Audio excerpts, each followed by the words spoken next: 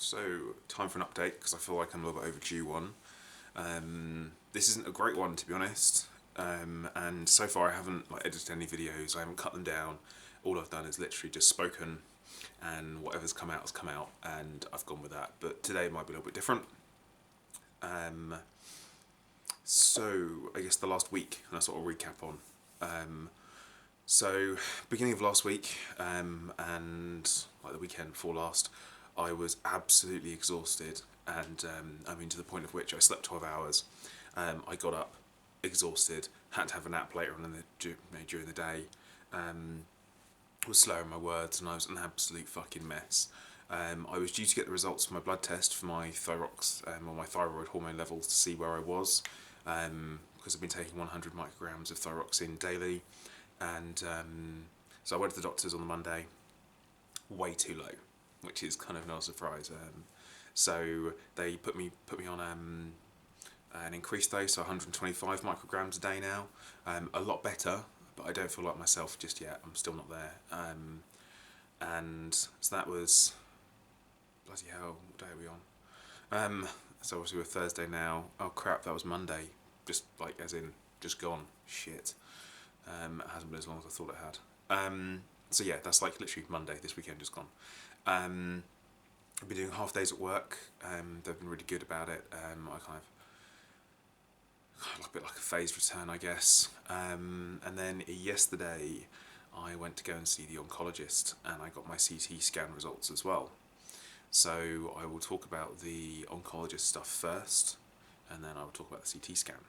So I basically sat down with the oncologist, doctor oncologist, whatever they are, and spoke about what the treatment would look like, what happens. They went into some details about me as a person, what I do, like job wise, who I live with, where I live, do I have any kids, do I work with children.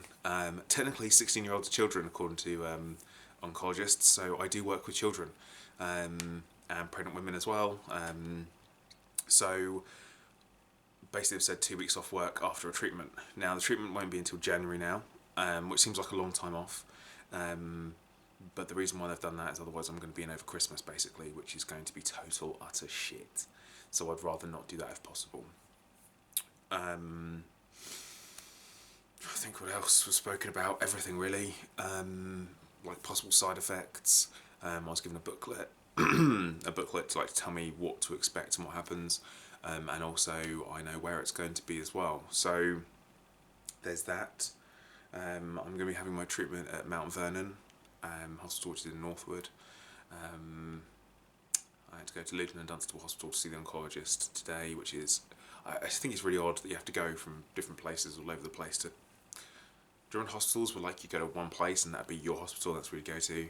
I don't, because the NHS has been in decline for ages. But anyway, so yeah, it's going to be an interesting time ahead. Basically, I'm going to have 2 weeks where me and the wife have to sleep in separate beds. The cat's going into a cattery.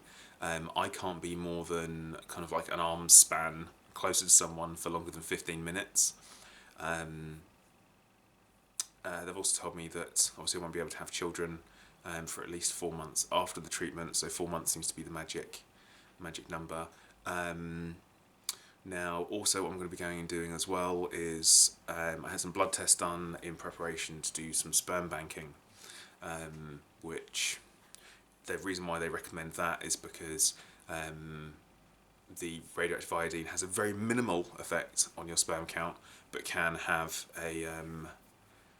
it can affect it. So you don't always recover, your count doesn't always recover from it. So I'm going to be going and doing that at some point. So it's going to be going to have a fancy time in London, and one of the reasons why I said yeah, it's going to be a sensible thing to do as opposed to just having one treatment, and this kind of leads us onto the CT scan results, is that they found nodules on my lungs. So that potentially means the cancer spread. Now, because it's thyroid cancer, that does mean that it's going to be the same treatment. So it'd be more radioactive iodine, which should hopefully be able to just hit it, and that'll be it. And I'm waiting 2 weeks to find out if they think it is. So If it's not radioactive, well, if it's not thyroid related, or like the chest and lung team decide it's not, they are going to do a biopsy on my lungs, which is going to be utter shit, because you're awake for that. Fuck, right? So, yesterday was a really shit day. Really shit. Because I was hoping that it would literally, like, I would know yesterday how big the fight's going to be. Has it spread? Yes, it has. We know what it is. Let's go get it. But instead, it's we don't really know what that is. And again, communication with the NHS is daft. They do everything by post.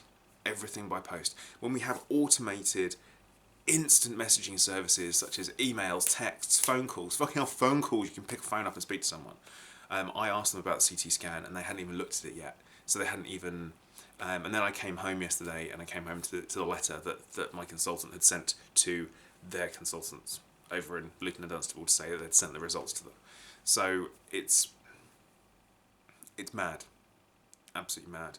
So I have 2 weeks to wait. So I've got another 2 weeks of limbo, 2 weeks of stress, 2 weeks of not having a fucking clue what's going on, and 2 weeks to know, to not know how hard the fight's going to be.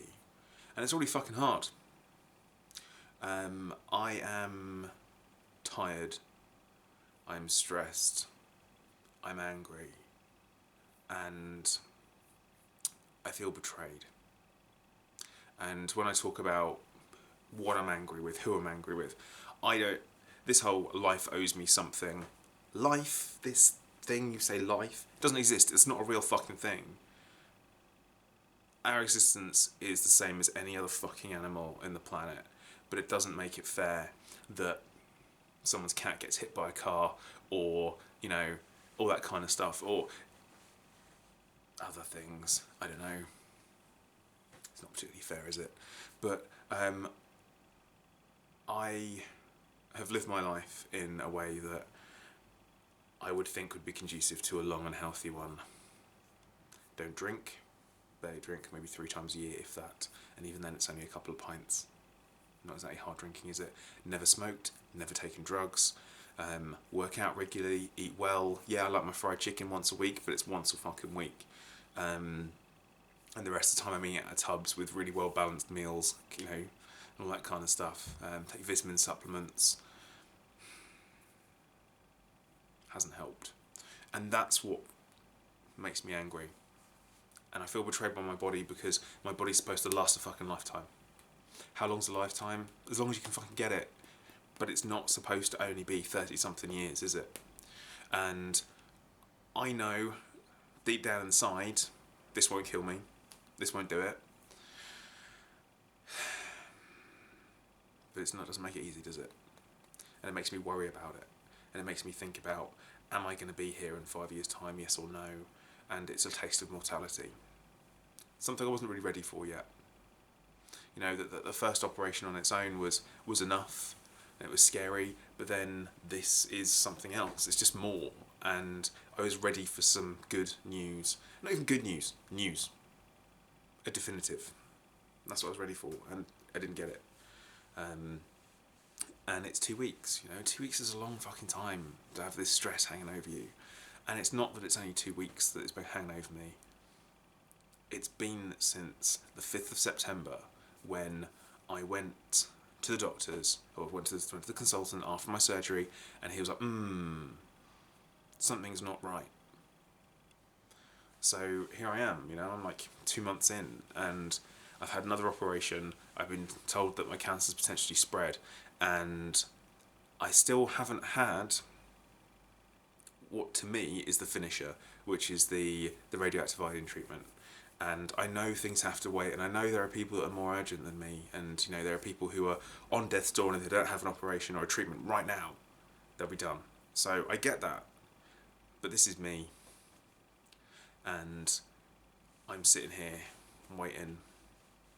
And the thing is that it's difficult because on the outside and the appearance I'm healthy, and I'm just standing around being me, still sarcastic, still all this kind of shit. But now when I think about my body and I think about I'm like, he's trying to fucking kill me. And that's what I say when I feel betrayed. I feel betrayed by some almighty cosmic balance. I do something wrong, I apologise, I don't do it again. If something's offended someone and it wasn't meant to, then I apologise. If I did mean it, fuck you. But I wouldn't wish this upon anyone, and I'm probably going to leave it at that. I don't really know what else to say other than 2 weeks' time. Roll on 2 weeks' time. But my first radioactive iodine treatment will not be until January. So once I find out how or what is going on inside my lungs, then I know the next step at that point. So 2 weeks' time, back at Leighton Dunstable Hospital, and I see what happens. But as usual, thank you for watching. If you've watched this, please share it. Other people have similar problems. They may find it interesting. They may be further back the line than I am.